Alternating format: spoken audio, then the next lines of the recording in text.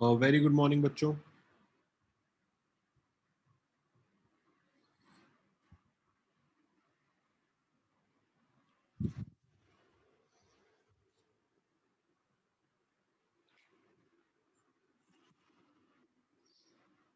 कैसे हैं सब लोग?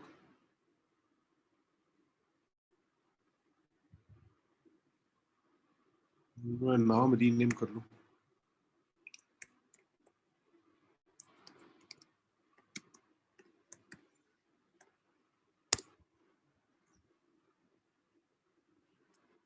अच्छा भाई, पहले तो बताओ मेरे को एग्जाम कैसा हुआ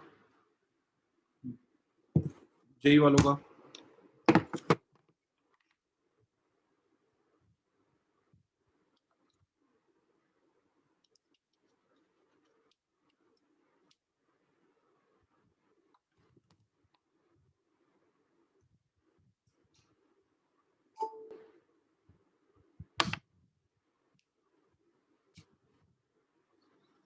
how was the March attempt, जल्दी बताइए।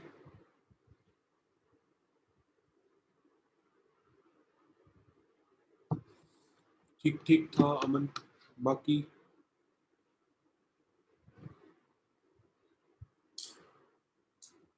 पहले जैसा ही था। थोड़ा सा इम्प्रूवमेंट करो भाई, महीने बाद हुआ एग्जाम तो इम्प्रूवमेंट आनी चाहिए।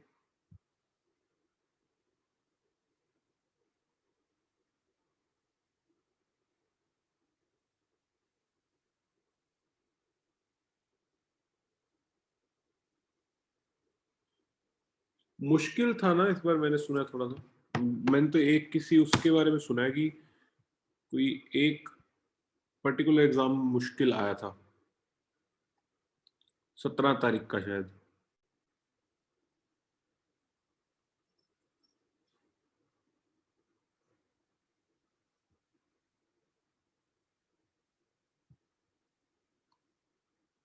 हम्म, चलो शुरू करते हैं।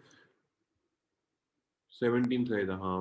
कोई बात नहीं, जितना मुश्किल आया होगा उतना ही मतलब कट ऑफ भी कम जाएगी, कोई बात नहीं। रैंक उसी के हिसाब से डिसाइड होएगा, मुश्किल के हिसाब से। डी ब्लॉक हम कर रहे थे, एक बार दोबारा से चलते हैं डी ब्लॉक की तरफ। राइट। सर। हाँ जी। सर डिस्कशन नहीं करनी सर। डिस्कशन भी रहती है, डिस्कशन वाला काम भी करेंगे, कल कर लेंगे। नेक्स्ट क्लास कल है ना हमारा। Yes sir. डिस्कशन आज ओके। खत्म कर देते चैप्टर। ठीक है, चलो। मैंने आपको लास्ट क्लास में ये सारी प्रॉपर्टीज बतानी शुरू करी थी। We have talked about electrode potential also. Electrode potential में कुछ याद नहीं रखना अपने को, इनके अंदर मैक्सिमम लोगों की ई नॉट वैल्यूज जो होती हैं वो नेगेटिव होती हैं। ठीक है ना, मैक्सिमम लोगों की ई नॉट वैल्यूज जो है वो नेगेटिव होती हैं, एक्सेप्ट कॉपर एंड मर्क, जो अपना एजी है, copper and AG, silver, mercury वगैरह, इनकी पॉजिटिव भी होती है। तो वो ट्रेंड बस याद रखो, जस्ट रिमेंबर द ट्रेंड। तो इसके नीचे आप लिख देना, just remember electrochemical series, that's all. इसके अलावा कुछ याद नहीं रखना, वो अपने को आता है फ्रॉम इलेक्ट्रोकेमिस्ट्री। आगे चलो। ये बात मैंने आपको बताई थी, क्रोमियम प्लस टू ज्यादा रिड्यूसिंग नेचर का, Mn+3 ऑक्सीडाइजिंग नेचर का। रीजन बीइंग उनकी स्टेबल इलेक्ट्रॉनिक कॉन्फ़िगरेशन। मैंगनीज के लिए देखते हो तो D5 देखते हो, क्रोमियम के लिए देखते हो तो D3 देखते हो। हाफ फिल्ड T2G, उसका हाफ फिल्ड डी ऑर्बिटल, क्योंकि मैंगनीज के केस में आप ओवरऑल इलेक्ट्रॉनिक कॉन्फ़िगरेशन की स्टेबिलिटी देखते हो। क्रोमियम अगर +3 बन जाए तो वो पानी के साथ कॉम्प्लेक्स कितना अच्छा बनाता है वो देखते हो। पानी के साथ कॉम्प्लेक्स, लास्ट क्लास में इसके बारे में हमने बात करी थी। राइट। जो हमारा इलेक्ट्रोड पोटेंशियल होता है, इलेक्ट्रोड पोटेंशियल 3 चीजों पे है डिपेंड करता, हाइड्रेशन पे, आयनाइजेशन पे और सब्लिमेशन पे। ये मैंने लास्ट क्लास में आपको बताया था। तीनों का जोड़ करके ई नॉट की वैल्यू निकाली जाती होती है। ये तीनों का जोड़ करके ई नॉट की वैल्यू जो है वो निकाली जाती है। हाइड्रेशन में एक छोटी सी बात आप याद रख सकते हो, देखो।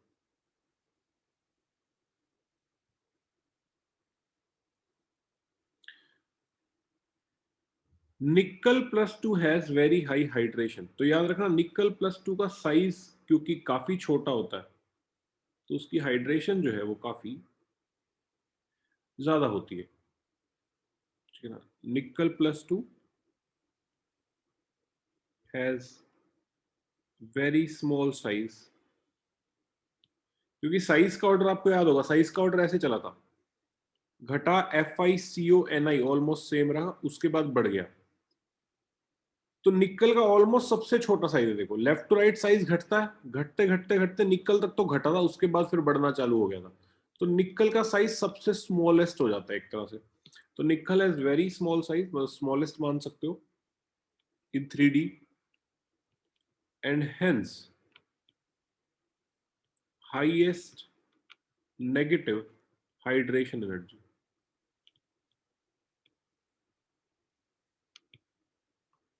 तो आपसे कोई पूछ सकता है कि भाई किस लिए निकल का जो है वो हाइड्रेशन एनर्जी इतनी नेगेटिव है, तो आप बोलोगे इसका साइज क्या है, बहुत ही छोटा है,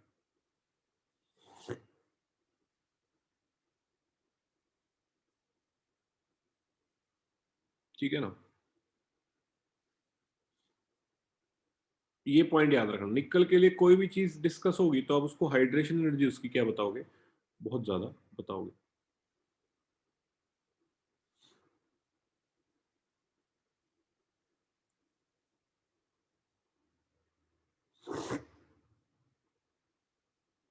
नेक्स्ट कम्स ट्रेंड इन मेटल +3 से मेटल +2 जाने का ट्रेंड। मतलब अब देखो, रिडक्शन पोटेंशियल ना दो टाइप का होता है, मोस्टली जो पढ़ा जाता है वो यही रिडक्शन पोटेंशियल होता है। कौन से वाला, ये वाला E0, मेटल का 0 से +2 जाना या फिर +2 से 0 जाना। अगर रिडक्शन की बात करूं, E0 मेटल का +2 से 0 जाना, एक तो ये होता है, ये इंपॉर्टेंट होता है।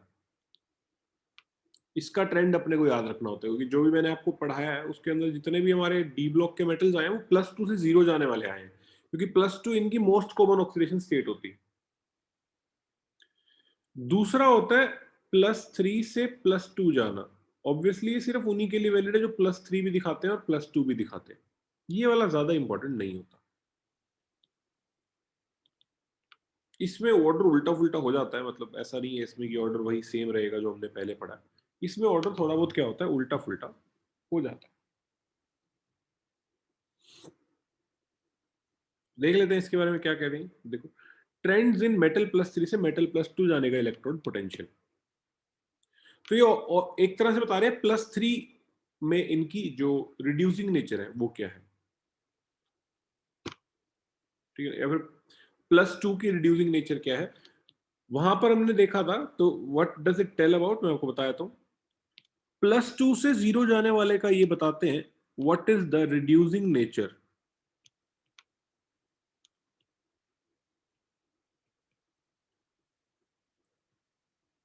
Of metal. मेटल जब एक रिड्यूसिंग एजेंट की तरह काम करेगा तो खुद कन्वर्ट हो जाएगा मेटल +2 में।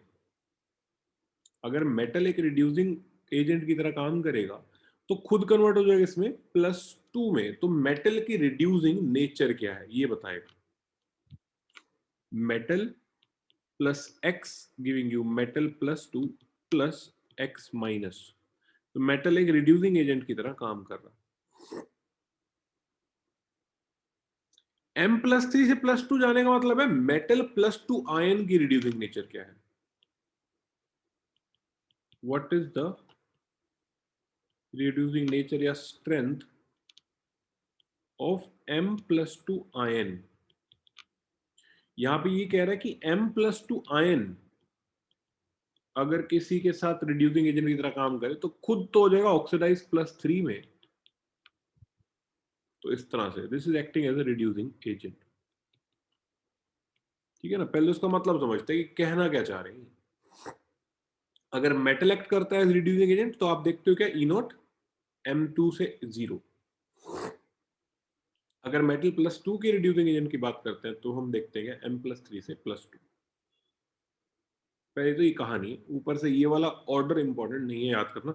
इन्होंने इसलिए इन्होंने ऑर्डर कोई ज्यादा दे भी नहीं रखा, थोड़ा सा ऑर्डर दे रखा है वो आपको मैं दिखा देता हूँ। देखो ऊपर जो टेबल बनाई हुई थी ना, उसी टेबल में आ जाओ। देखो उसी टेबल में इलेक्ट्रोकेमिकल सीरीज जैसा ही, ये तो M+2 से 0 है, उसी के नीचे दे रखा है M+3 से +2। ठीक है, ये शुरुआत में तो नेगेटिव चल रहा है, देखो टाइटेनियम, वेनेडियम, क्रोमियम तक नेगेटिव है। उसके बाद मैंगनीज, आयरन और कोबाल्ट के लिए पॉजिटिव है। First 3 are negative, then 3 are positive. 3 negative 3 positive, इतना सा भी याद रख लो तो बहुत है। मतलब कुछ याद करना नहीं है वैसे, बट ये याद कर सकते हो कि मेटल +3 से +2 जाने के लिए वी हैव पहले 3 पॉजिटिव, पहले 3 नेगेटिव, फिर 3 पॉजिटिव, बात खत्म।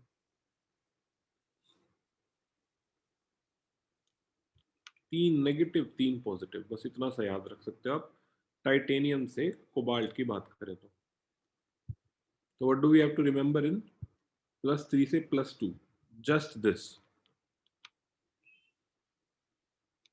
पहले 3 नेगेटिव, नेक्स्ट 3 पॉजिटिव, टाइटेनियम से लेकर कोबाल्ट तक। That's all. +3 से +2 जाना है तो 3 3 याद रखो। +3 से जाते हैं तो 3 हमारे पास पॉजिटिव आएंगे, 3 नेगेटिव आएंगे, पहले 3 नेगेटिव, फिर 3 पॉजिटिव। ठीक है ना, ऊपर वाले के लिए, ऊपर वाले के लिए।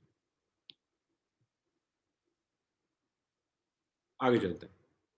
ठीक है, छोटी सी बात है, इसको याद रखो। इसी के अंदर देख लेंगे थोड़ा सा। An examination of +3 से +2 values shows the varying trend. The low value of scandium reflects the stability. इसको रहने दो आप, कुछ नहीं है, which has noble gas configuration. एक बात सुनना सिर्फ, स्कैंडियम को मैंने आपको बताया था नॉन टिपिकल ट्रांजिशन मेटल बोलते हैं, क्योंकि इसमें ट्रांजिशन तो होती है बट ये एक ही ऑक्सीडेशन स्टेट दिखाता है। तो स्कैंडियम का +3 से +2 नहीं चेक कर सकते आप, +2 में जाता ही नहीं स्कैंडियम। तो ये जो लाइन लिखी हुई है एक्चुअली में एक तरह से कहना चाह रहे हैं कि लो वैल्यू मतलब 0 है ही नहीं value. The highest value of zinc is due to the removal of an electron from stable D0। रहने दो इसको, कुछ भी नहीं है, कुछ भी नहीं है। ठीक है, जिंक +2 को भी एक इलेक्ट्रॉन निकालना बहुत मुश्किल है, तो जिंक भी +3 में नहीं जाएगा, तो इनकी वैल्यू स्किप करने की जरूरत ही नहीं है। ठीक है ना। The comparatively high value of manganese show. अच्छा, अब इसमें आपको कैसे कैसे ये चेक करना है कौन पॉजिटिव है कौन नेगेटिव है और कैसे है, वो भी हम देख लेते हैं। देखो,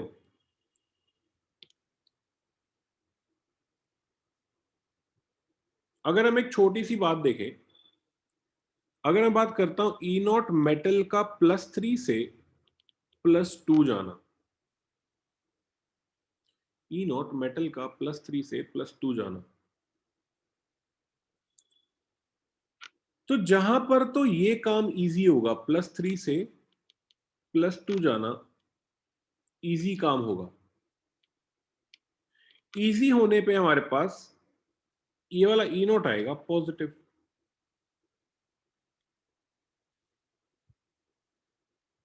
ठीक है, +3 से +2 जाना तो ये E0 आएगा क्या, पॉजिटिव। अगर मेटल का +3 से +2 जाना बहुत ही डिफिकल्ट काम है,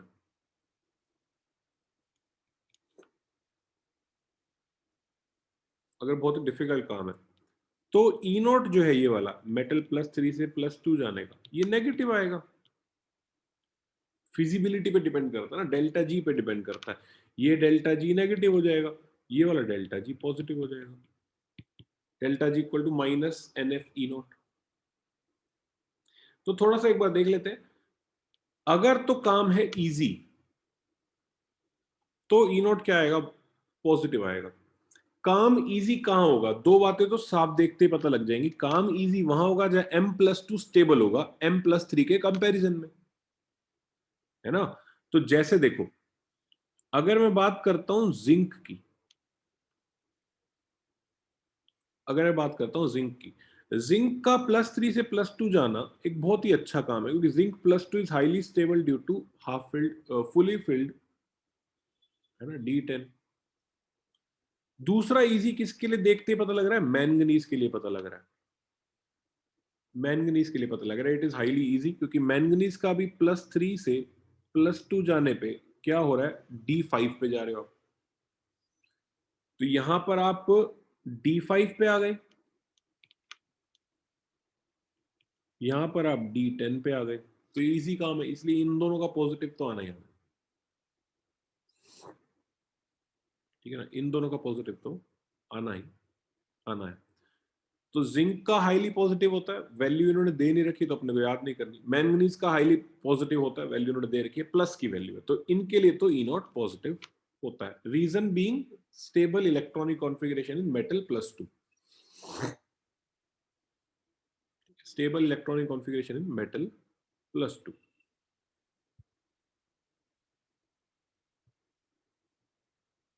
देखते हैं यहां पर, तो ये बात इन्होंने बोली यहां पर, the highest value for zinc is due to their removal of electron from stable D10। The comparatively high value of manganese show +2 is stable, whereas comparatively low value of Fe shows that extra stability of Fe +3। Same कहानी है। अब देखो, अब अगर मैं manganese और Fe का compare करता हूं, ठीक है ना, ये अब यहां पर हम क्या करेंगे, कंपेयरिंग E नॉट मेटल +3 से +2 फॉर मैंगनीज एंड Fe। अगर हमसे ये पूछ लिया कि बताओ मैंगनीज और Fe में, अभी पॉजिटिव नेगेटिव कोई नहीं पूछेगा अपने से, तो मैंने आपको ऐसे ही बोल दिया, याद कर लो, रट्टा मारना हो गया। अपने से ये क्वेश्चन आ सकता है कि among Fe and Mn which of the following will show higher E not value from +3 to +2, कौन हायर दिखाएगा। तो आपने बोला भाई मैंगनीज है, +3 से उसको +2 भेज रहे हैं,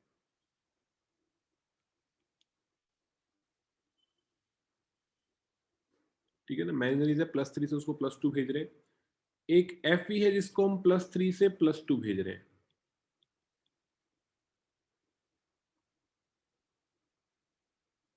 ठीक है। मैंगनीज का +3 से +2 जाने का मतलब हुआ क्या, D4 से D5 जाना। इसका क्या मतलब हुआ, D5 से D6 जाना,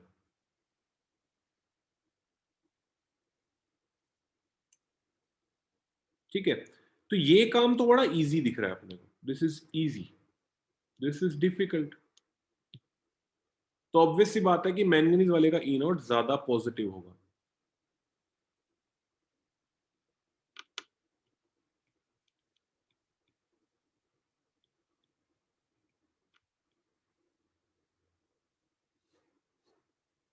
ठीक है, मैंगनीज वाले का E नॉट क्या होगा, ज्यादा पॉजिटिव होगा। रीजन मैंने आपको बता दिया, इजी और मुश्किल। तो हमने यहाँ पर जो हमें वैल्यूज दे रखी है इधर,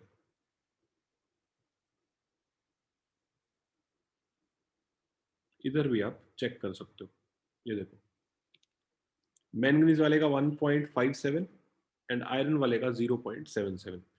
तो कंप्लीट वैल्यूज तो ना देखो, बट सिर्फ कंपैरिजन करना हो तो आप उधर से चेक कर सकते हो कि सिंस इन दोनों का पॉजिटिव है तो हम इन दोनों के बीच में कंपैरिजन डाल सकते हैं। इनके बीच में भी कंपैरिजन सेम वे में डाल पाओगे T2G वगैरह देख के, बट इतना आगे कोई पूछता नहीं है।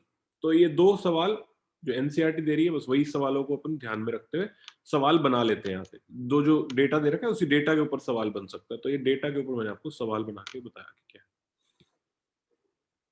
ठीक है। आगे चलते हैं। नेक्स्ट आता है stability of higher oxidation state. ये भी इंपॉर्टेंट है, इसमें सिर्फ दो बातें याद रखनी है, ठीक है ना, सब सिर्फ दो बातें याद रखनी है।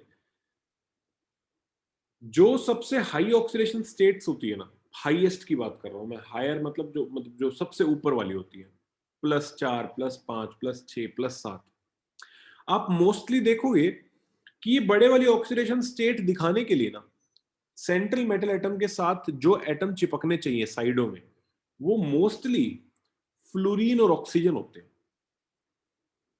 मोस्टली क्या होते हैं, फ्लोरीन और ऑक्सीजन। ये बात दिमाग में रख लो। ऐसा क्यों है, देखो भाई, सबसे इलेक्ट्रोनेगेटिव एटम्स होते हैं हमारे ऑक्सीजन और फ्लोरीन। तो इनके पास एबिलिटी है कि सामने वाले के इलेक्ट्रॉन सारे खींच ले, मतलब उनको बहुत ज्यादा पॉजिटिव चार्ज दे दे, उनको बहुत ज्यादा क्या दे दे, पॉजिटिव चार्ज। तो there are two reasons. What are the two reasons, एक तो स्मॉल साइज और दूसरा हाई इलेक्ट्रोनेगेटिविटी। इस वजह से बड़ी ऑक्सीडेशन स्टेट किनको मिलती है, फ्लोरीन वाले कंपाउंड्स को और ऑक्सीजन वाले कंपाउंड्स को मिलती हैं।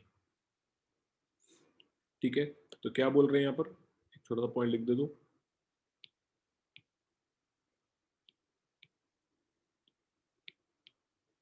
मैक्सिमम या फिर higher oxidation states are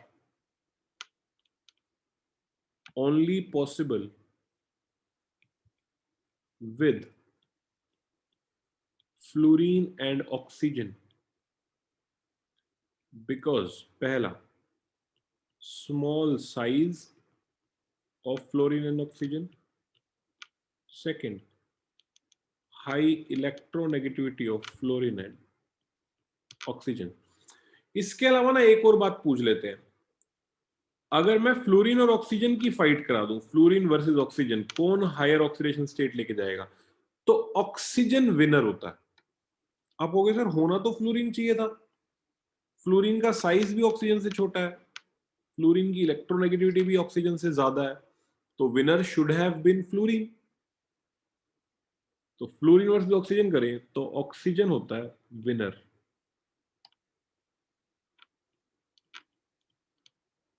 in showing maximum positive maximum oxidation state of metal. Why, ये सवाल आता है, ये सवाल यहां से बड़ा इंपॉर्टेंट सवाल बनता है कि फ्लोरीन सबसे ज्यादा इलेक्ट्रोनेगेटिव, सबसे छोटू, फिर भी फ्लोरीन के साथ तो मैंगनीज दिखाता है MnF4, विद फ्लोरीन मैंगनीज दिखाता है MnF4, मतलब मैंगनीज इज इन +4 मैक्स, +4 तक जाता है वो एट मैक्स।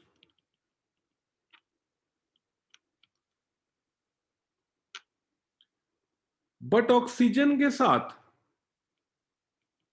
वो दिखाता है MnO4- पर मैंगनेट, और पर मैंगनेट में वो +7 में चला जाता है। ऐसा क्यों?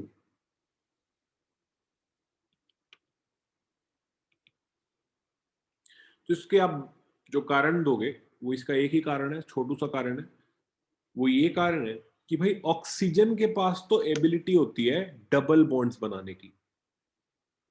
ऑक्सीजन के पास तो एबिलिटी क्या होती है, डबल बॉन्ड्स बनाने की। तो अगर तुम्हें +7 चाहिए ना, मैंगनीज का +7 निकालना है, विद फ्लोरीन निकालना है, तो तुम्हें उसके साथ 7 फ्लोरीन लगाने पड़ जाएंगे, MnF7। तो फ्लोरीन के पास तो कोई ऑप्शन नहीं होगा, अगर मैं एक बार लगूंगा तो +1 चार्ज दे पाऊंगा मेटल को। अगर मैं एक बार लगूंगा तो कितना चार्ज दे पाऊंगा मेटल को, +1। ऑक्सीजन क्या कहता है, मेरे पास डबल बॉन्ड बनाने की कैपेसिटी है, तो मैं एक बार भी लगूं तो 2 चार्ज दे दूंगा मेटल को।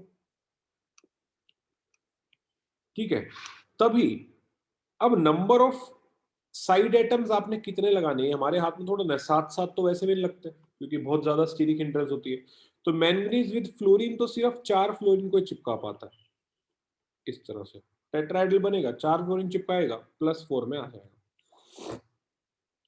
ऑक्सीजन के केस में वो 4 ऑक्सीजन के साथ इतना खुश हो जाता है कि 3 के साथ तो डबल बॉन्ड बना लेगा, मतलब +6 तो ऐसे ही पा गया, फिर 7वां नंबर ऐसे पा गया, तो इधर +7 में आ गया। तो what is the reason? Reason is ability of oxygen to form pi bonds, because of ability of oxygen to form pi bonds, ये इसका रीजन है।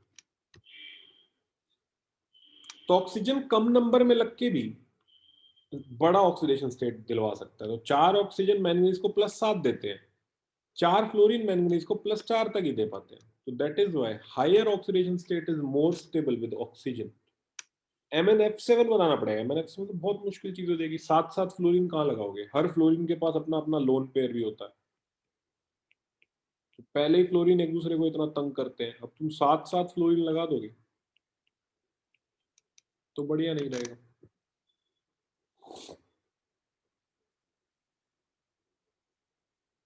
आप हर जगह देखोगे जो मैक्सिमम ऑक्सीडेशन स्टेट है वो ऑक्सीजन साथ जाएगी। अब मैक्सिमम होती किसकी होती है, तो वो ग्रुप वाइज ही आप डिसाइड कर सकते हो। मैंगनीज का 7वां ग्रुप है +7, क्रोमियम का 6ठा ग्रुप है +6, +5, +4, +3, इस तरह से।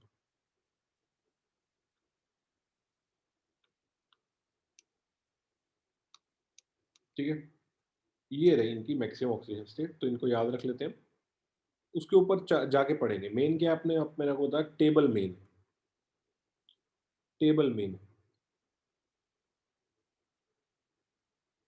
तो ये तो हमारे को दिखा रहा है कि हेलोजन के साथ ही कहां तक जा सकते हैं। ठीक है, हेलोजन के साथ ही कहां तक जा सकते हैं। क्रोमियम अपना पूरा +6 तक हेलोजन साथ दिखा सकता है CrF6, बट मैंगनीज कहां तक दिखाता है, +4 तक ओनली। तो ये वाला चीज इंपॉर्टेंट है। क्रोमियम 6 तक दिखा लेता है, तो 6 फ्लोरीन चिपका लेता है, कोई रीजन नहीं है, मतलब दिखाना चाहिए था, बट 6 फ्लोरीन उसके साथ रह सकते हो, स्टेबल क्रिस्टल बनता होगा। CrF6 स्टेबल मॉलिक्यूलर स्ट्रक्चर होगा, इसलिए CrF6 चला जाता है, बट मैंगनीज नहीं जाता। रीजन बोलोगे 7 फ्लोरीन लगाने मुश्किल है, तो रीजन क्या है, 7 फ्लोरीन लगाने मुश्किल है, इसलिए MnF7 तक नहीं जाता। 6 फ्लोरीन तक आराम से लग जाते होंगे क्रोमियम के केस में। ठीक है, बस दैट्स ऑल, इसके आगे कुछ करना नहीं है अपने को।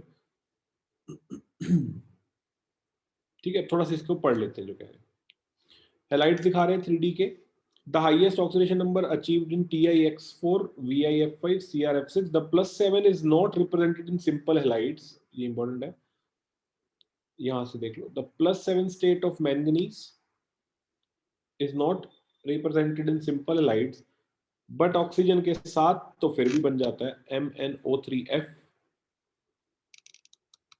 ठीक है ना, तो ऑक्सीजन की जरूरत पड़ती है, यही कह रहे हैं हम, यही बोला था हमने। MnO3F अगर बन भी जाए तो that is a good case, 3 oxygen double bond से चिपक जाए, एक फ्लोरीन सिंगल बॉन्ड से चिपक जाए। तो +7 अचीव करने के लिए ऑक्सीजन की जरूरत पड़ती है, ability to form double bond.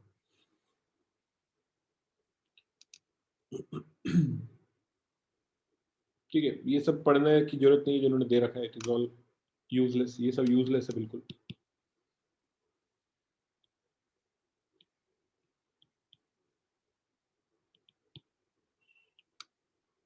ठीक है ना, एक लास्ट वाला पैराग्राफ जो है उसको बस थोड़ा सा आप देख सकते हो। ऑल्दो वेनेडियम +5 VF5 से दिखता है अपने को, जो बाकी हेलाइड्स हैं they undergo hydrolysis to give oxo halides. Reason again वही से, हाईएस्ट ऑक्सीडेशन स्टेट में अगर फ्लोराइड बन भी जाएगा ना, तो they are not very stable. Reason is कि बहुत सारे क्या लगे हुए हैं यहां पर, फ्लोरीन लगे हुए हैं, बहुत सारे क्या लगे हुए हैं हमारे पास यहाँ पर, फ्लोरीन लगे हुए हैं। तो ये वाला भी क्या है, it is also highly unstable. तो क्या होगा, ध्यान से सुनना, अगर आप इन अनस्टेबल फ्लोराइड्स में, मतलब आपने कोई मेटल लिया जिसके पास फ्लोरीन लगे हैं 5, 6, 7 तक तो जाते नहीं, मेटल फ्लोराइड लिया जिसमें फ्लोरीन लगे हैं 5 या 6, ये होते हैं काफी अनस्टेबल। रीजन बीइंग बहुत सारे फ्लोरीन लगे हैं, तो ये they are unstable. What is the reason of their unstability, बहुत सारे फ्लोरीन, बहुत सारे साइड एटम्स, जिस वजह से अनस्टेबल है। तो अनस्टेबल पता कैसे चलेगा कि अनस्टेबल है, आप इनको पानी में डाल दो। तो ये दिखाते हैं hydrolysis reaction in water. Hydrolysis reaction दिखाएंगे तो क्या करेंगे, फ्लोरीन को ना ऑक्सीजन साथ रिप्लेस मारेंगे, replace fluorine with oxygen, they replace fluorine with oxygen. जल्दी से दिखा दो कैसे भला। जैसे मैं दिखाता हूं आपको, CrF6 ले लेते हैं, या फिर Cr से पहले वाला ही दिखा दो जो इन्होंने दिखा रखा है, वेनेडियम F5। V पे 5 फ्लोरीन लगे हुए हैं, आप इसमें पानी डालो, पानी क्या करेगा, 2 फ्लोरीन निकाल के ले जाएगा, क्योंकि 2 H है, 2 फ्लोरीन निकाल के ले जाएंगे। तो वेनेडियम का 2 फ्लोरीन निकला, मतलब 2 नेगेटिव चार्ज निकला, उसकी जगह एक ऑक्सीजन आके बैठ जाएगा, यू गेट VF3O। 2 फ्लोरीन निकल गए, 2 H के साथ 2 HF बन गए, तो 2 फ्लोरीन निकलेंगे, चार्ज बैलेंस करने के लिए ऑक्सीजन कितने डालने पड़ेंगे, एक डालना पड़ेगा, तो VF3O ये मोर स्टेबल है, क्योंकि less number of side atoms हो गए। वहां पर साइड एटम्स कितने थे, देखो वहां पर साइड एटम्स 5 थे, अभी साइड एटम्स कितने हो गए, 4 हो गए। ऐसे ही आगे और चल सकता है, और आगे चल सकता है, और पानी डाल दो, 2 फ्लोरीन फिर निकल जाएंगे, बन जाएगा VFO2, ये सबसे स्टेबल है, ये मोस्ट स्टेबल हो गया।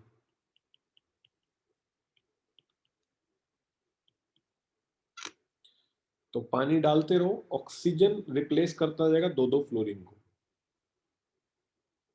2-2 फ्लोरीन को रिप्लेस करता जाएगा। इसीलिए रीजन है कि ये हाइड्रोलिसिस शो करते हैं। तो ये छोटे मोटे क्वेश्चन यहाँ से ऐसे बन सकते हैं, why VF5 shows hydrolysis but VF2 does not, है ना। तो आप बोलोगे VF5 में हायर ऑक्सीडेशन स्टेट में फ्लोरीन नहीं संभाल सकते हो इतने सारे, तो इसलिए वो क्या करता है, हाइड्रोलाइज कर जाता है, ताकि फ्लोरीन को ऑक्सीजन से रिप्लेस करवा दिया जाए। ठीक है, अब चलते हैं आगे। ठीक है, अब यहाँ पर जो जो बातें मैंने आपको लिखवा दी हैं ऑलरेडी, तो अपने उसमें ज्यादा पढ़ने की जरूरत पड़ेगी नहीं। कॉपर+2 और कॉपर+1 में एक सवाल मैंने आपको कहा था, ठीक है, कैसे वो कंपनसेट करता है, तो इट इज इंपॉर्टेंट ये वाला सवाल। कॉपर+2 in spite of having the stable D10, कॉपर+1 के पास D10 इलेक्ट्रॉनिक कॉन्फ़िगरेशन है, फिर भी पानी में कौन स्टेबल होता है, कॉपर+2 स्टेबल होता है। रीजन होती है कॉपर+2 की high hydration enthalpy. So the high hydration enthalpy compensates for the second ionization energy। ये लास्ट क्लास में हमने इसको डिस्कस किया था। ठीक है, आगे चलते हैं। ये वाला पॉइंट, ये वाला इसको बस यहाँ पर लिख के रख लोगे, लास्ट क्लास में मैंने आपको बताया था। Stability of copper+2 rather than copper+1 is due to much more negative hydration enthalpy of copper+2 than copper+1, which more than compensates for the second ionization enthalpy of copper। ये पूरी line मैंने ऐसे ही आपको रटवाई है, तो ये ऐसे ही रटनी है अपने। ठीक है, दिस इज द रीजन।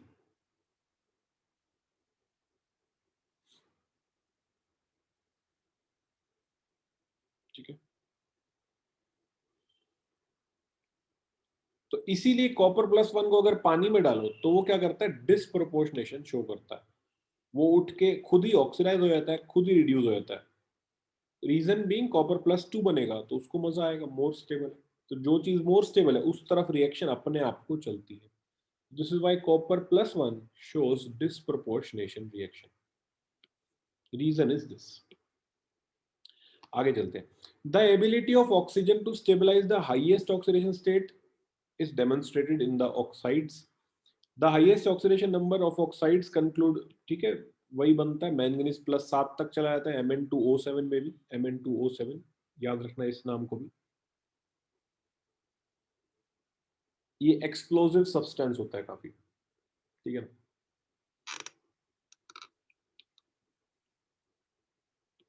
ठीक है, एक Mn2O7 जैसे MnO4- है, तो मैंगनीज ऑक्सीजन 7। ये भी आप सोचोगे कि भाई Mn2O7 में 7-7 ऑक्सीजन कैसे लग गए, 2 मैंगनीज संभाल रहे हैं ना उसको, तो ये स्ट्रक्चर होता है Mn2O7 का, 2 मैंगनीज, इस पे भी डबल बॉन्ड हो, डबल बॉन्ड हो, डबल बॉन्ड हो, सिंगल बॉन्ड हो, दूसरे पे भी डबल बॉन्ड हो, डबल बॉन्ड हो, डबल बॉन्ड हो, सिंगल बॉन्ड हो। Mn2O7 बिल्कुल मैंगनेट जैसा ही है, जैसा परमैंगनेट था ना MnO4-, बिल्कुल वैसा है, 2 परमैंगनेट जोड़ दिए लगा, तो ये भी +7 में आ जाएगा, ये भी +7 में। इसको ये हम काफी एक्सप्लोसिव ऑयल बोलते हैं इसको, एक्सप्लोसिव ऑयल। इसको अगर आप H2SO4 में डाल दो और हीट कर दो तो बहुत ज्यादा ये क्या करता है, एक्सप्लोजन शो करता है। तो Mn2O7 is called as explosive oil। ठीक है, मैंगनीज के ग्रुप के बाद no higher oxidation states are possible. ठीक है, कोई याद करने की जरूरत नहीं है इसको, all this is not important, ये सब मैं आपको बता चुका हूँ, ये सब आपका हो चुका है, तो आप इसको छोड़ सकते हो कि MnF4 तक जाता है, वेर एज ऑक्सीजन साथ वो +7 तक जाता है, मल्टीपल बॉन्ड बनाने की टेंडेंसी विद मेटल, इसलिए ये होता है। डन, ये हो चुका है, नो नीड टू रिमेंबर, ये हो चुका है। आगे चलो,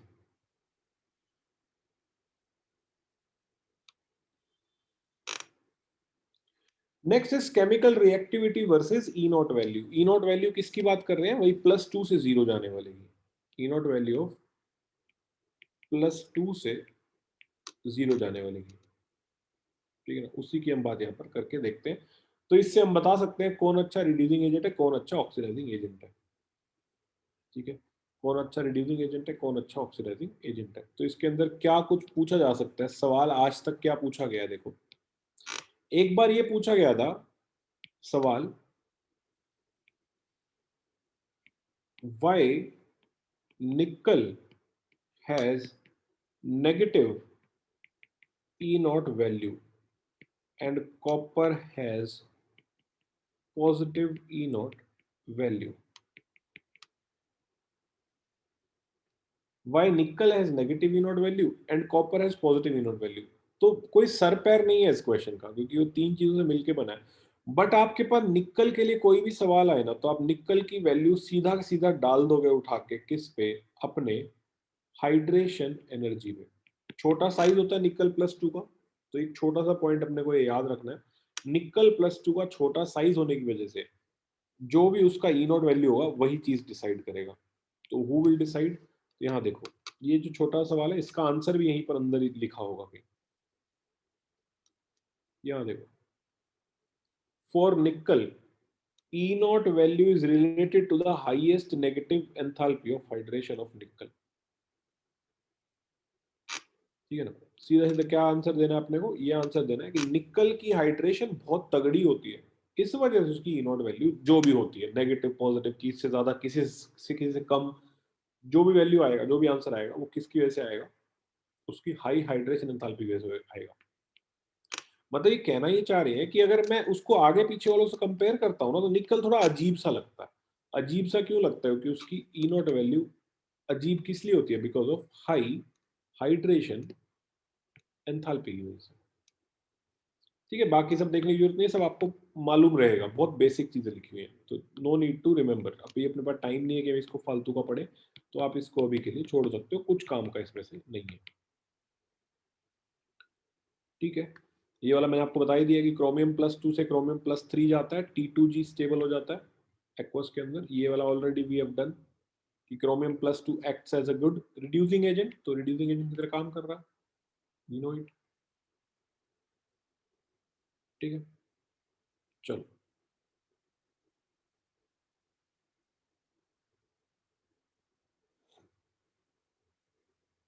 आगे चलते हैं। मैग्नेटिक प्रॉपर्टीज, मैग्नेटिक प्रॉपर्टीज में जस्ट रिमेंबर द फॉर्मूला, सिर्फ अपने को फॉर्मूला पता होना चाहिए। ये फॉर्मूला, मैग्नेटिक मूवमेंट क्या होता है, पैरामैग्नेटिज्म वो होगा जहां पर अपने पास मैग्नेटिक मूवमेंट आएगी नॉट इक्वल टू 0, तो म्यू की वैल्यू 0, मतलब डायामैग्नेटिक। डायामैग्नेटिक कौन कौन हो सकते हैं, या तो होंगे D0 वाले, या होंगे D10 वाले, या तो होंगे D0 वाले या होंगे D10 वाले।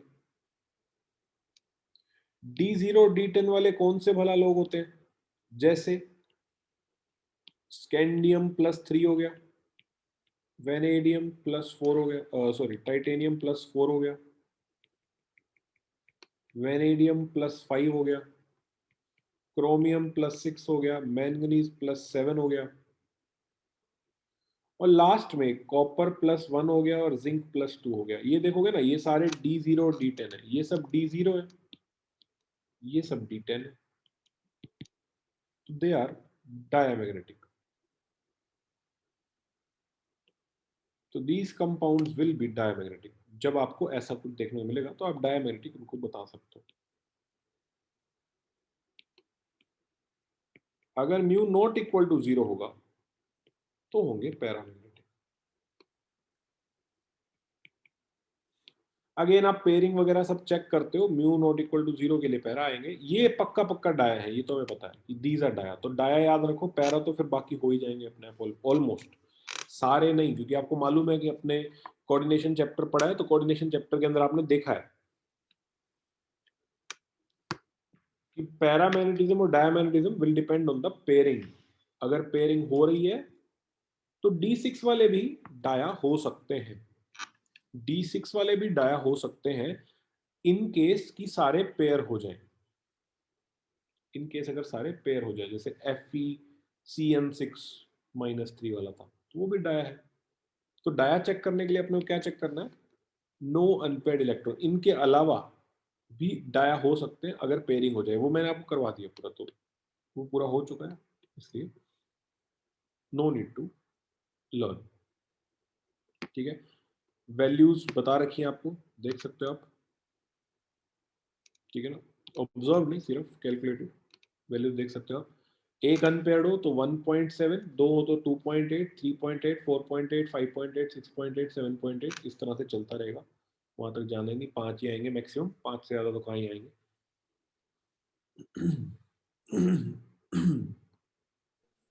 अगर आपसे इन जनरल पूछा है तो आप पेयरिंग करे बिना बताओगे, ठीक है ना।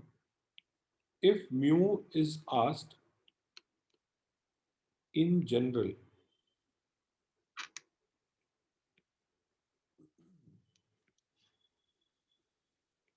Don't look for pairing.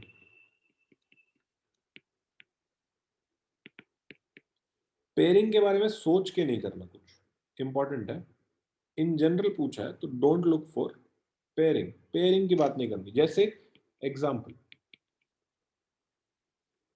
आपसे पूछा Fe+2 का बताओ कितना मैग्नेटिक करेक्टर है, मतलब उसका क्या म्यू की वैल्यू है। तो Fe+2 के आप डायरेक्ट म्यू बताओगे कि भाई Fe+2 होता है तुम्हारा D6S0, 4 अनपेयर्ड है तो म्यू डायरेक्ट बोलोगे 4.87, बोहर मैग्नेटॉन 4.9, 4.8 जो भी, ठीक है। बट अगर पूछें कि भाई FeCN6 4- का क्या है,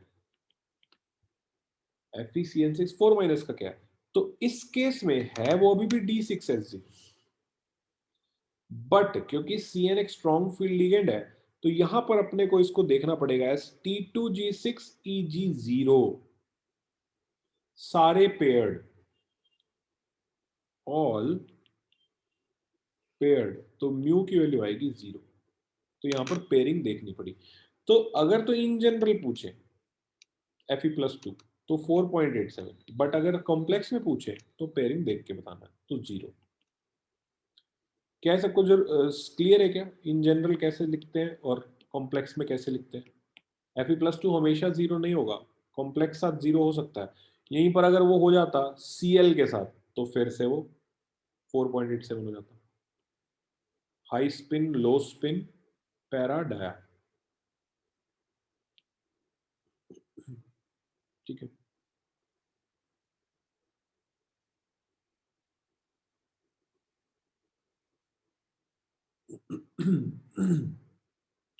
ठीक है ना, ओके आगे चलते हैं। Next is formation of coloured ions. Formation of coloured ions, colour के बारे में आपको बता चुका हूं, कलर याद करने की जरूरत नहीं है, सिर्फ इतना सा पूछ सकते हैं कि किसका कलर डी ट्रांजिशन की वजह से आता है। तो बस इतना सा याद रखना है अपने को, क्या कि D0 एंड D10 वाले कलरलेस होंगे इन एक्वस सॉल्यूशन, बोल रहा हूं ध्यान रखना, D0 D10 वाले कलरलेस होंगे in aqueous solution because of no DD transition, because of no DD transition. Obviously इसके अंदर एक्सेप्शंस है हमारे पास, कौन कौन सी, जहां पर क्या हो जाता था, पोलराइजेशन हो जाता था या फिर रेजोनेंस हो जाता था। MnO4 माइनस एक्सेप्शन है, CrO4 2 माइनस एक्सेप्शन है, Cr2O7 2 माइनस एक्सेप्शन है, यहाँ पर रेजोनेंस चलता था। AGI एक्सेप्शन है, CU2I2 एक्सेप्शन है, ये सब एक्सेप्शंस को छोड़ के बाकियों के लिए आप बोल सकते हो कि भाई D10 या D0 वाले कलरलेस होंगे। तो अपने को कौन कौन से याद रखने हैं कलरलेस? ये वाले, सिर्फ ये वाले याद रखने हैं। स्कैंडियम +3, टाइटेनियम +4 कलरलेस और जिंक +2 कलरलेस। बस ये शुरू वाले दो, क्योंकि D0 D0 है, D0 D0 है तो कलरलेस, लास्ट वाला एक D0 है तो कलरलेस। ये बस याद रखने हैं। तो अपने से कोई पूछे कि कलर है कि नहीं है, तो पहले तो आप ये देखोगे कि कोई एक्सेप्शन तो नहीं है। एक्सेप्शन आ गया तो कलर है, बिकॉज ऑफ रेजोनेंस है या फिर बिकॉज ऑफ पोलराइजेशन है, वरना कलरलेस बता सकते हैं। ये कलर याद करने बहुत मुश्किल है क्योंकि इनके ऑक्सीडेशन नंबर के साथ याद करने हैं, तो नो वन विल आस्क, इनको आप याद मत करो।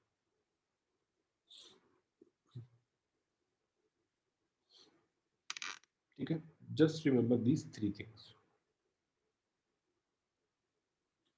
Formation of complex compound already हो चुका है, कुछ पढ़ने की जरूरत नहीं है, आपको आता है, पूरा चैप्टर पढ़ चुके हो। कैटालिटिक प्रॉपर्टी, ठीक है ना, कैटालिटिक प्रॉपर्टी। आपसे कोई ये पूछ सकता है कि भाई अगर हमारे पास कोई डी ब्लॉक एलिमेंट है तो वो एक बहुत ही अच्छा कैटलिस्ट है, उसका कारण क्या है? ऑल्दो ये वाला पूरा अपना सरफेस केमिस्ट्री चैप्टर में आपने देखा होगा, सरफेस केमिस्ट्री आपका हो चुका है कि अगर कोई एक अच्छा कैटलिस्ट है तो कैटलिस्ट क्यों है? दो मेन कारण होते हैं कैटलिस्ट होने के, दो मेन कारण। एक होता है सरफेस एरिया प्रोवाइड करना, हाई सरफेस एरिया, और दूसरा होता है ability to show variable oxidation states. There are two reasons. Catalytic property के कारण क्या क्या होता है? एक तो हाई सरफेस एरिया, लिख लो, एंड दूसरा इज वेरिएबल ऑक्सीडेशन स्टेट।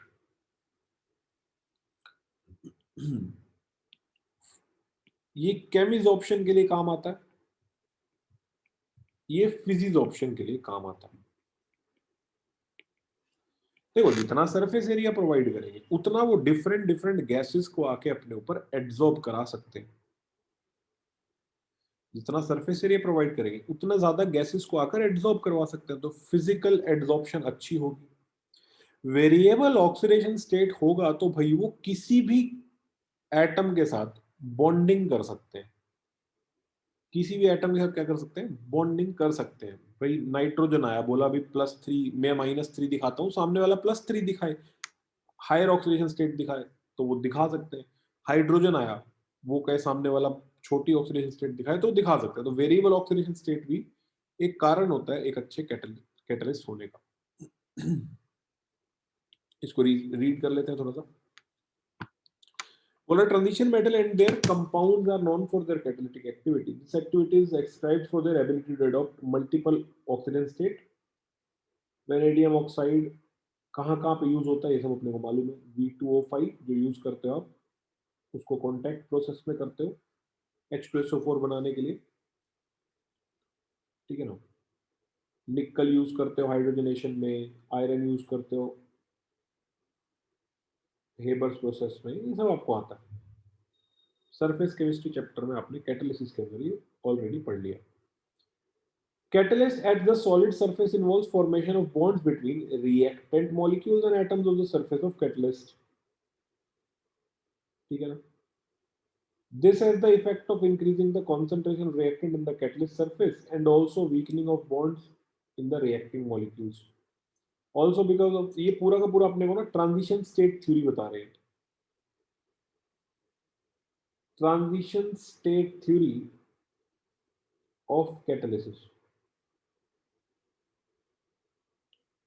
कि भाई रिएक्टेंट मॉलिक्यूल, ये देखो ना, ये Fe का सरफेस है, इधर से H2 गैस आई, इधर से N2 गैस आई, ये H2 को भी अपने पास बिठा लेगा, N2 को भी बिठा लेगा, जिस वजह से इनके बीच वाले बॉन्ड्स वीक हो जाएंगे। H और H का बॉन्ड वीक हो जाएगा, N और N का बॉन्ड वीक हो जाएगा, और ये आपस में इंटरेक्ट करना चालू कर देंगे। इसको बोलते हैं ट्रांजिशन स्टेट बन गई। क्या बन गई? ट्रांजिशन स्टेट बन गई। और थोड़ी देर बाद यहां से NH3 बन के निकलती है, कि नाइट्रोजन और हाइड्रोजन के बॉन्ड स्ट्रॉन्ग हो गए, नाइट्रोजन नाइट्रोजन के टूट गए, हाइड्रोजन हाइड्रोजन के टूट गए। तो कैटेलाइज करने का तरीका क्या है? ये अपने ऊपर बिठाते हैं रिएक्टेंट्स को, जिसकी वजह से रिएक्टेंट्स के बॉन्ड वीक हो जाते हैं, रिएक्टेंट्स के बीच के बॉन्ड बनने शुरू होते हैं, जिसको बोलते हैं transition state. And transition state के थ्रू ये कैटेलाइज कर देते हैं अपनी रिएक्शन। ठीक है, इस वजह से कैटेलाइज कर देते हैं अपनी reaction. This called as transition state theory of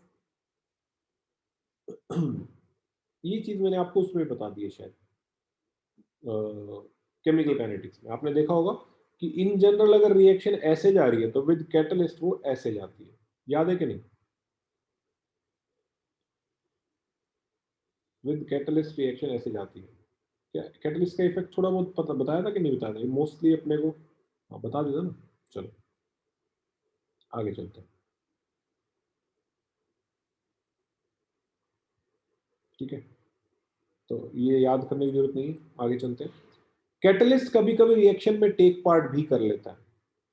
तो अगर अपने पास ये वाली एक रिएक्शन है आयोडीन की अपना H2O8 के साथ, उसमें हम कैटलिस्ट यूज कर लेते हैं Fe+3 को, तो वो I- को I2 बनाने में हेल्प करता है। ठीक है ना, I- को I2 बनाने में हेल्प करता है। तो क्या है, सिर्फ देख लो, कोई याद करने की जरूरत नहीं। How Fe+3 acts as a catalyst, Iron+3 acts as a catalyst in reaction between iodide and persulphate ion.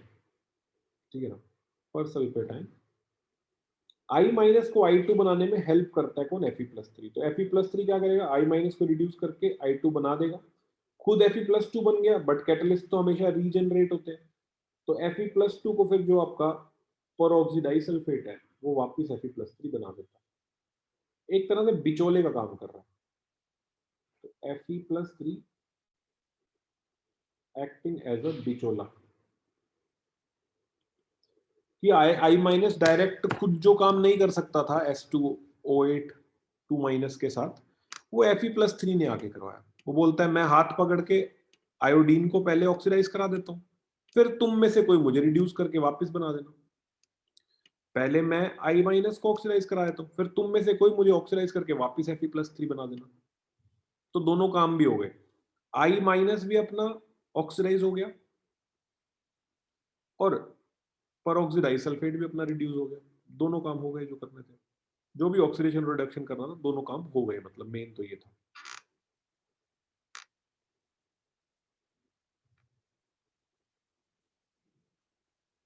ठीक है, चलो आगे चलते हैं। Formation of interstitial compounds. Interstitial compounds होते क्या है? इंटरस्टिशियल कंपाउंड्स की ना दो तीन प्रॉपर्टीज होती है। छोटे छोटे एटम्स जाके अगर इंटरस्टिशियल स्पेसिस पर बैठ जाए, छोटे छोटे एटम्स कैसे? हाइड्रोजन, कार्बन, नाइट्रोजन, ऑक्सीजन, ये लोग क्या है? छोटे छोटे हैं, छोटे एटम्स। ये जाके घुस के बैठ जाते हैं इंटरस्टेशियल वॉइड्स में। आपको मालूम है मेटल के क्रिस्टल स्ट्रक्चर में कुछ ना कुछ वॉइड्स बचेंगे, HCl हो चाहे PCl हो।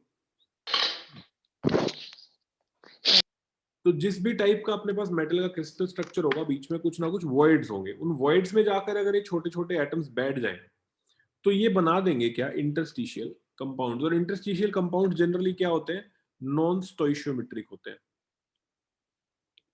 नॉन स्टोइकियोमेट्रिक होते हैं, मतलब इनका कोई फिक्स फॉर्मूला नहीं होता। कैसे वाला? ऐसा फॉर्मूला होता है, देखो VH0.56 TiH1.7, याद नहीं रखना इनमें से कुछ, बट ये नॉन स्टोइशियोमेट्रिक भी हो सकते हैं, स्टोइशियोमेट्रिक भी हो सकते हैं। Titanium carbide TiC, they are mostly non stoichiometric. इनकी प्रॉपर्टीज क्या होती है? देखो, मेटल जब तक था जिसके अंदर खाली स्थान था, जब तक तो मेटल प्योर था। प्योर मेटल ऐसा था, खोखला, ये प्योर है, प्योर मेटल। बट जैसे ही हमने क्या किया, जैसे ही हमने इंटरस्टिशियल कंपाउंड बनवाया, तो वहां पर ना कुछ ऐसा काम हुआ, इनकी खाली स्थान पर जाकर अब हाइड्रोजन बैठ गया एक दो जगह। अब जिसकी वजह से होगा क्या, पहली बात तो मेटल की सॉफ्टनेस खत्म हो जाएगी, हार्ड हो जाएगा मेटल। क्यों हार्ड हो जाएगा? उसका स्पेसेस भर गए, तो उसमें खालीपन ही नहीं है, सॉफ्ट कैसे रहेगा, दबेगा कैसे वो? उसकी इलास्टिसिटी, उसका मेलिएबिलिटी जो है काफी कम हो जाती है। दे बिकम हाईली मेल्टिंग, उनका मास बढ़ जाता है, मास बढ़ जाता है तो मेल्टिंग पॉइंट बढ़ जाता है, हार्ड हो जाते हैं, ठीक है ना, ऑलमोस्ट डायमंड जितने हार्ड हो जाते हैं, इतना ज्यादा स्ट्रॉन्ग उनके बीच में जो है स्ट्रेंथ आ जाती है। मेटालिक कंडक्टिविटी रहती है और केमिकली इनर्ट हो जाते हैं। दो चार पॉइंट इसमें याद रख लेना। High melting points, very hard, metallic conductivity वहीं की वहीं रहेगी, क्योंकि मेटल्स में इलेक्ट्रॉन्स तो कर्नल्स की तरह फ्री बैठे होते हैं, तो वो तो मूव कर ही सकते हैं, उनकी कोई टेंशन नहीं है। And they are chemically inert, reaction कम शो करते हैं। अब रिएक्शन क्यों शो करेंगे? मेटल को मेटल ऑक्साइड बनना था तो इंटरस्टिशियल में आके ऑक्सीजन को बैठना था, पहले से कोई बैठा है, तो इसलिए वो मेटल के हिसाब से थोड़े से क्या होते हैं, कम रिएक्टिव होते हैं। ये 4 पॉइंट इनके प्रॉपर्टीज के याद इंपॉर्टेंट है, याद रखने हैं। चारों पॉइंट के इंपॉर्टेंट है। ऑल ऑफ दीज करके भी ऑप्शन आ सकता है कि which of the following is true about the interstitial compounds. High melting point correct, high tensile strength सब कुछ correct, high hardness correct, inertness correct, metallic conductors correct, all are correct.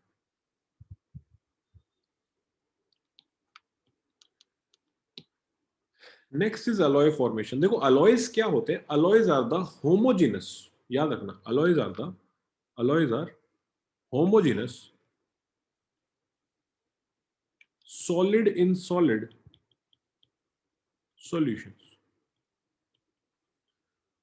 Alloys are the homogeneous solid in solid solutions. दो solid को आपस में mix करो, वो क्यों homogeneous solution बनाएंगे? पहली बात तो बनाने नहीं चाहिए, बहुत कम ऐसा पॉसिबिलिटी होगा कि दो सॉलिड आपस में होमोजेनस सॉल्यूशन बनाएंगे। आप चीनी में नमक डाल दो, मिट्टी में पानी, मिट्टी में नमक डाल दो, मिट्टी में चीनी डाल दो, नहीं बनता होमोजेनस। क्यों? आयरन में क्रोमियम डालो, पिघला के डालो तो होमोजेनस बनता है। ऐसा क्यों है? उनके क्रिस्टल स्ट्रक्चर में सिमिलैरिटी होती है, ठीक है। तो एक बार थोड़ा सा देख लेते हैं ये क्या बोल रहे हैं, ज्यादा इसके बारे में नहीं जानना।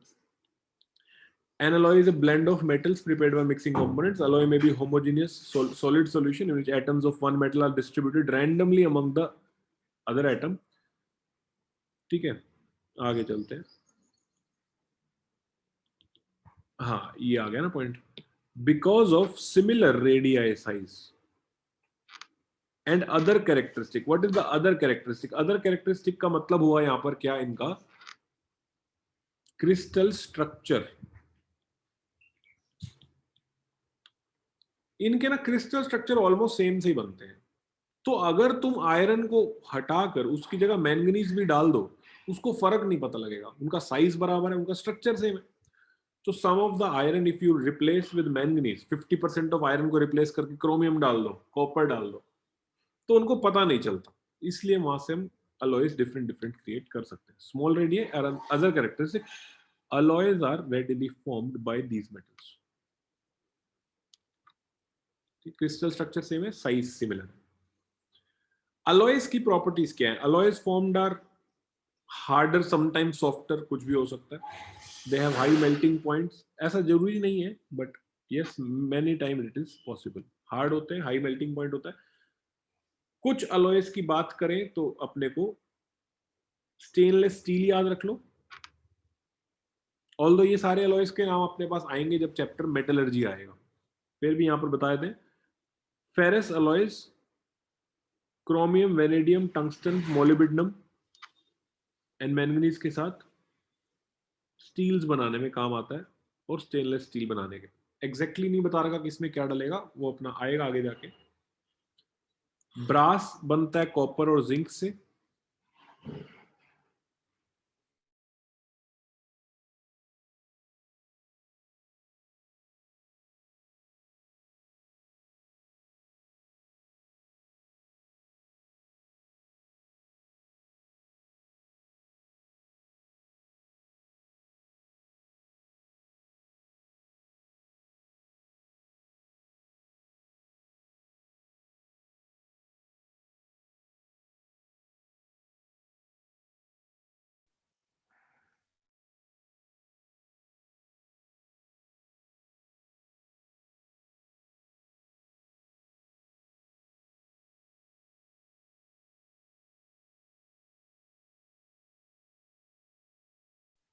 हाँ जी, ब्रास बनता है कॉपर और जिंक से, लाइट चली गई थी। ब्रॉन्ज बनता है कॉपर और टिन से।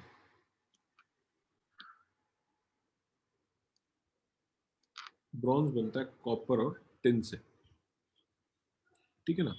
तो पीतल कॉपर टिन से बनता है, और जो ब्रास है, ब्रास को हिंदी में क्या कहते हैं पता नहीं, बट ब्रॉन्ज को तो हम वही बोलते हैं ना, पीतल। पीतल इज ब्रॉन्ज। ब्रास, ब्रास को क्या कहते हैं? ब्रास तांबा तो नहीं होता, तांबा तो कॉपर खुद होता है। What is brass? ब्रास का हिंदी में नाम पता नहीं क्या है, ठीक है, आगे चलते हैं। अब अपने को लास्ट में फाइनली क्या करना है, K2Cr2O7 और KMnO4 की प्रॉपर्टीज करनी है, ठीक है ना। लास्ट में क्या करना है अपने को, K2Cr2O7 और KMnO4 की प्रेपरेशन एंड प्रॉपर्टीज जो है करनी है। यहां से आ जाओ, यहां से पोटेशियम डाइक्रोमेट करना है, K2Cr2O7 करना है, और उसके बाद अपने को KMnO4 करना है। इनको प्रिपेयर कैसे करते हैं और इनकी आगे रिएक्शन क्या क्या होती है, जल्दी से देख लेते हैं, ठीक है, और इसको खत्म करते हैं। सिंपल है, कुछ मुश्किल नहीं है। एक एक करके पहले रिएक्शन पढ़ते रहो, लास्ट में मैं आपको एक फ्लो चार्ट बना के दिखा दूंगा, फिर फ्लो चार्ट अपनी याद रखेंगे। सबसे पहली बात आती है पोटेशियम डाइक्रोमेट की। पोटेशियम डाइक्रोमेट एक ऑरेंज कलर का जो है क्रिस्टल्स होते हैं इसके, और इसका एक्वा सॉल्यूशन भी ऑरेंज कलर का ही बनता है पानी के अंदर।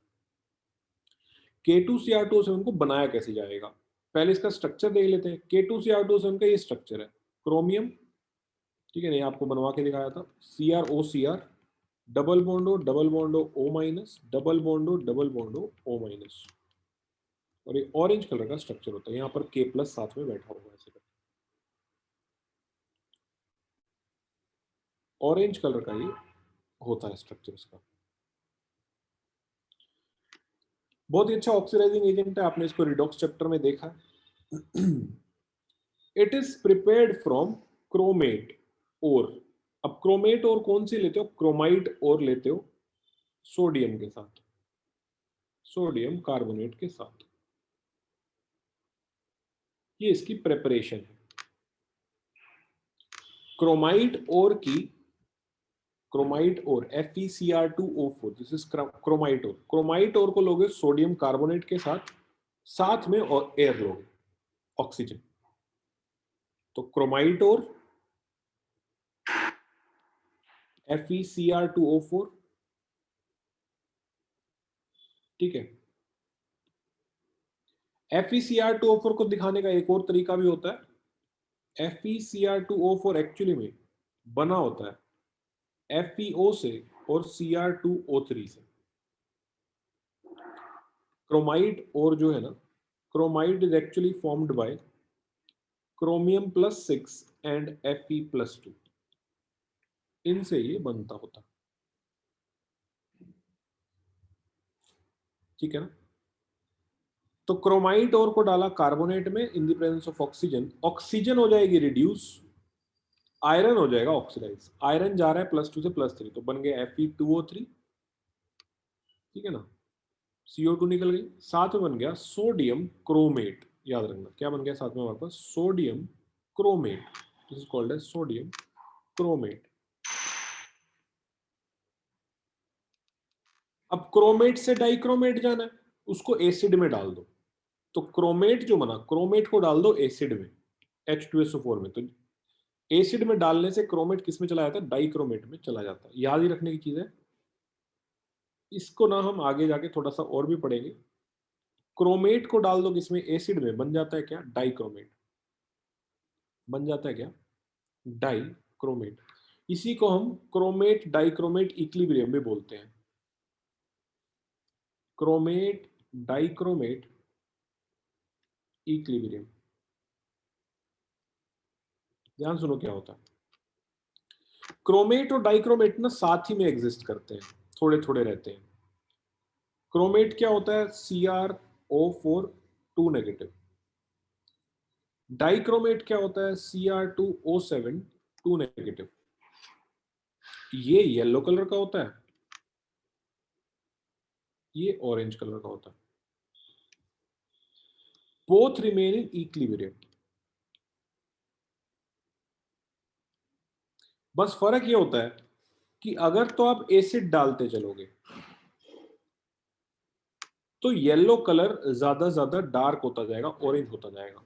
कुछ कुछ तो रहेगा ये भी, बट ली चैटलियर प्रिंसिपल अपने को क्या कहता है, हमने पढ़ा है कि जितना ज्यादा आप रिएक्टेंट को ऐड करोगे उतना ज्यादा रिएक्शन आगे चलेगी। तो जब पीएच बढ़ाओगे तो रिएक्शन फॉरवर्ड जाएगी, तो सॉरी पीएच घटाओगे अगर तो पीएच घटाते हो तो रिएक्शन जाती है फॉरवर्ड।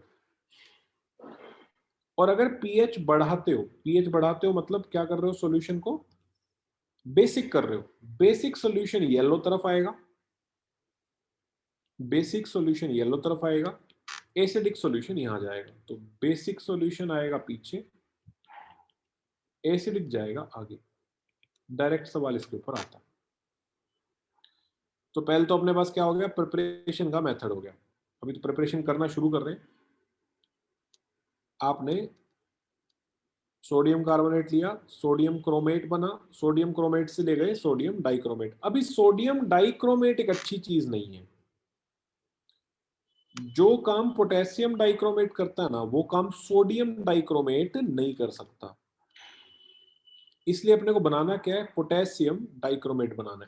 तो सोडियम डाइक्रोमेट बना है, कोई दिक्कत नहीं, इसमें KCl डाल दो। KCl डालोगे तो आयंस एक्सचेंज हो जाएंगे, K2Cr2O7 बन जाएगा और NaCl बन जाएगा। वो अपना लास्ट स्टेप होगा। ठीक है, ये रहा last step, third step. KCl डाल दो तो अपना K2Cr2O7 बाहर आ जाएगा। तो अभी हमने क्या किया, इसकी प्रिपरेशन देखी है। प्रिपरेशन में टोटल 3 स्टेप आए हैं। प्रिपरेशन में टोटल कितने स्टेप्स आए हैं, 3 स्टेप्स आए हैं। कौन कौन से, देखो यहाँ पर लिख लो इसको आप प्रिपरेशन को। हमारा मकसद है कहां पर पहुंचना, हमारा मकसद है K2Cr2O7 तक पहुंचना। इससे जस्ट पहले हम क्या बनाते हैं, इससे जस्ट पहले बन जाता होता है Na2Cr2O7। इससे जस्ट पहले क्या बन जाता होता है, Na2Cr2O7। Na2Cr2O7 से पहले क्या बनता है, Na2CrO4। Na2CrO4 से पहले क्या लेके शुरू करते हैं, क्रोमाइटोर, FeCr2O4। ये स्टेप्स है, यहां से यहां आएंगे हम। इस तरह से अपने को चलना है। पहले FeCr2O4 में क्या डाला आपने, पहले डाला इसमें सोडियम कार्बोनेट प्लस ऑक्सीजन, ये रिएजेंट डाल के यहां पहुंचे। फिर हमने क्या किया, इसके अंदर एसिड डाला, एसिड डाल के हम यहां पहुंचे। फिर हमने लास्ट में क्या किया, KCl डाला, KCl डाल के हम यहां पहुंचे। आप कहोगे कि सर K2Cr2O7 Na2Cr2O7 में क्या ही फर्क होगा, दोनों सेम ही तो लग रहे हैं देखने में। ये भी ऑरेंज कलर का होता है, ये भी ऑरेंज कलर का होता है। तो why Na2Cr2O7 is not a good reagent? ये भी उतना अच्छा ऑक्सीडाइजिंग एजेंट है जितना अच्छा K2Cr2O7 है। बट सिंस फिर भी हम Na2Cr2O7 को as a standard oxidizing agent use नहीं करते हैं, उसका रीजन है, उसका रीजन ये है कि Na2Cr2O7 को अगर आप in place of K2Cr2O7 use करोगे ना, आपका आंसर कभी भी सही नहीं आएगा टाइट्रेशन में। आपका आंसर कभी भी सही नहीं आएगा टाइट्रेशन में। आप K2Cr2O7 को लेते हो, टाइट्रेट करना चालू करते हो, ऊपर से इसको लेके ब्यूरेट से ऐड करते हो, तो आपको लेट्स से पता लगा कि 10 ml K2Cr2O7 से आंसर आ रहा है। Na2Cr2O7 की बात करोगे, कभी 8 ml से आंसर आएगा, कभी 9 ml से, कभी 7 ml से, कभी 10 से। उसका रीजन ये है कि Na2Cr2O7 जो है ना, ये पानी पी जाता है। जो पानी पी जाते हैं वो हाइग्रोस्कोपिक या डेलिक्विसेंट नेचर के होते हैं, है ना। जो पानी पी जाते हैं वो कैसी नेचर के होते हैं, डेलिक्विसेंट नेचर के होते हैं। तो इसी वजह से आप के Na2Cr2O7 को यूज नहीं कर सकते। लिख लेते हैं, यहां पर लिखवा देता हूं। Na2Cr2O7 is डेलिक्विसेंट मतलब water loving in nature and hence the volumetric titrations cannot be carried out accurately. Na2Cr2O7 के साथ जो वॉल्यूमेट्रिक कैलकुलेशन करोगे ना वो बढ़िया से नहीं होगी, वो एक्वस सॉल्यूशन का पानी खुद अपने अंदर ही रख लेगा कुछ कुछ, तो एक्चुअली में क्या उसका मोलैरिटी है क्या नॉर्मेलिटी आपको पता नहीं चलेगा, अपने आप बड़े बड़े कॉन्सेंट्रेट हो जाता है, पानी पी जाएगा अपना। तो इसलिए volumetric titrations can not be carried out accurately, hence we use K2Cr2O7 as a standard titrant.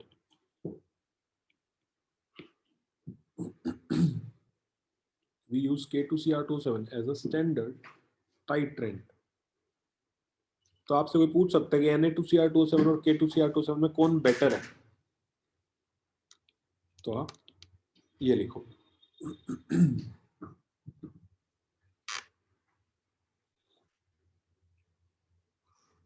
ठीक है, K2Cr2O7 के क्रिस्टलाइज आउट हो गए orange crystal. The chromate dichromates are inconvertible, ये मैंने आपको बता दिया एक्वस सॉल्यूशन में, इसी को हम क्रोमेट डाइक्रोमेट इक्विलिब्रियम बोलते हैं। ठीक है, this is chromate dichromate equilibrium. अगर आप एसिड डालोगे तो डाइक्रोमेट बनेगा, बेस डालोगे तो क्रोमेट बनेगा। I have already told you, ये सही, ये सब कुछ यही है जो ऊपर मैंने बना रखा है, क्रोमेट डाइक्रोमेट इक्विलिब्रियम। स्ट्रक्चर बता चुका हूं आपको। ठीक है, स्ट्रक्चर एक्चुअली में ऐसा रहेगा, अगर आप बिना उसके दिखाते हो रेजोनेंस के, तो बिना रेजोनेंस के structure 2 double bond 2 single bond, इस पे माइनस इस पे माइनस, एक्चुअली में ऐसा रहेगा। रेजोनेंस दिखाते हो तो आपको सारे पार्शियल बॉन्ड दिखाने पड़ेंगे, इन्होंने गलत बना रखे, सारे सिंगल बॉन्ड बना रखे, but some bond will be double some will be single. समझ गए आप क्या कह रहे हैं? ठीक है, आगे चलते हैं। डाइक्रोमेट की 2 रिएक्शन इंपॉर्टेंट जो अपने को याद रखनी है, क्या क्या है वो बिल्कुल सिंपल सी बता देते हैं। एक तो हो गई इनकी ऑक्सीडाइजिंग प्रॉपर्टी, एक तो हो गई इनकी क्या ऑक्सीडाइजिंग प्रॉपर्टी। तो डाइक्रोमेट एक बहुत ही अच्छा ऑक्सीडाइजिंग एजेंट है, डाइक्रोमेट एक बहुत ही अच्छा ऑक्सीडाइजिंग एजेंट है। तो ये क्या करता है, सामने वाले को ऑक्सीडाइज इजीली कर सकता है, सामने वाले को इजीली क्या कर सकता है, ऑक्सीडाइज कर सकता है। तो कुछ रिएक्शन यहाँ पर दिखा रखी है, वो देख लेते हैं। तो dichromates are strong oxidizing agents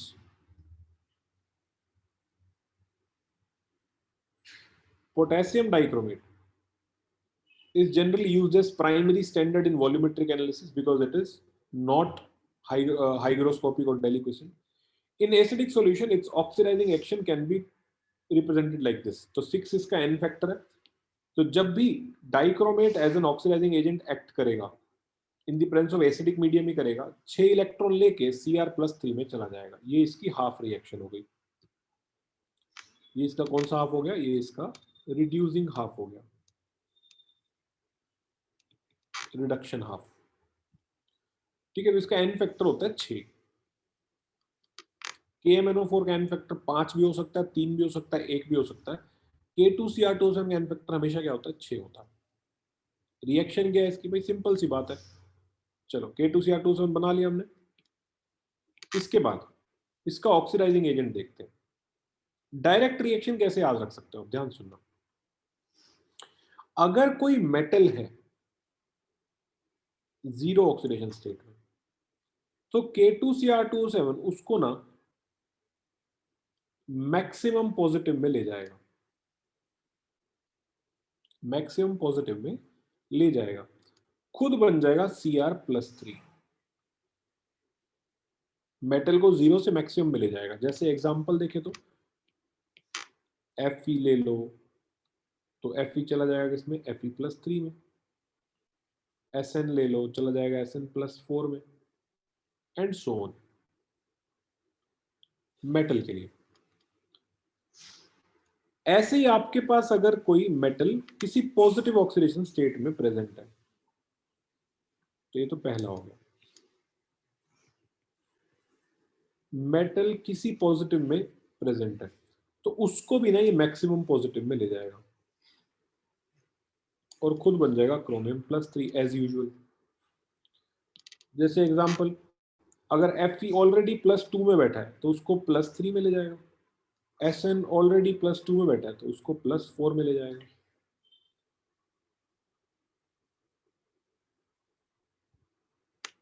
अगर हम बात करते हैं नॉन मेटल्स की, तो नॉन मेटल की ना 3 केस हो सकते हैं इन जनरल, याद रखें। तो नॉन मेटल नेगेटिव में हो सकता है, नॉन मेटल 0 में हो सकता है, या फिर नॉन मेटल किसी पॉजिटिव ऑक्सीडेशन स्टेट में हो सकता है।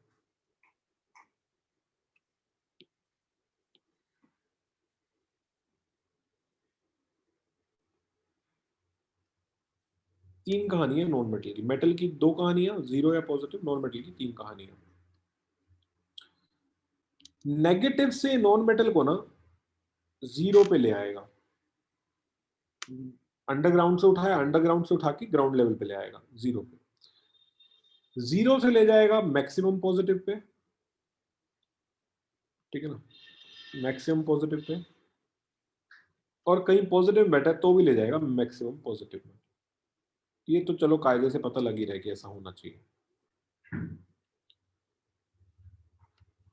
तो मेटल को हमेशा मैक्सिमम भेजता है, नॉन मेटल को भी हमेशा मैक्सिमम भेजता है, until unless non metal negative में हो तो उसको 0 में ले आता है। तो भाई कैसे याद करें? जैसे मान लो आपके पास सल्फाइड है तो उसको सल्फर बना देगा,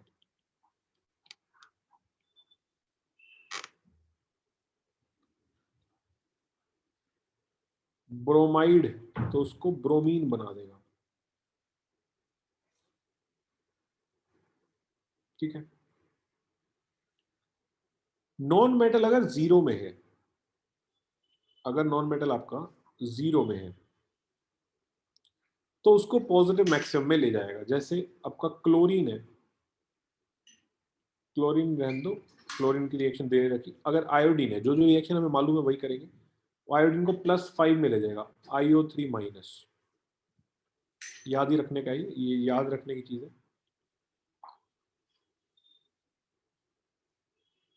जैसे अपने पास कार्बन है तो कार्बन को CO2 में ले जाएगा +4 में,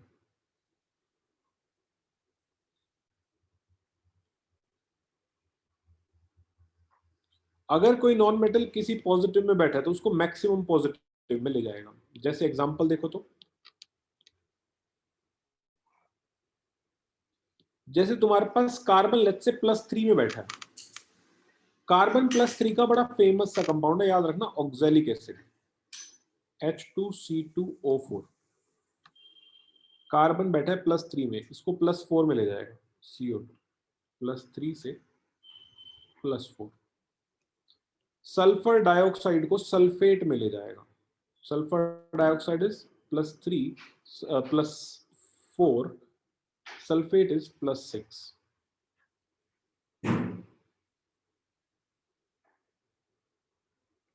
नाइट्राइट बैठा है NO2-, उसको नाइट्रेट में ले जाएगा NO3-, +3 से +5। इस तरह से एक्ट करता है एज एन ऑक्सीडाइजिंग एजेंट। 10:45 तक क्लास है ना अपनी? अच्छा 10:30 तक है, ठीक है ठीक है। अगली क्लास कौन सी आप लोगों की? नेक्स्ट क्लास कौन सी है?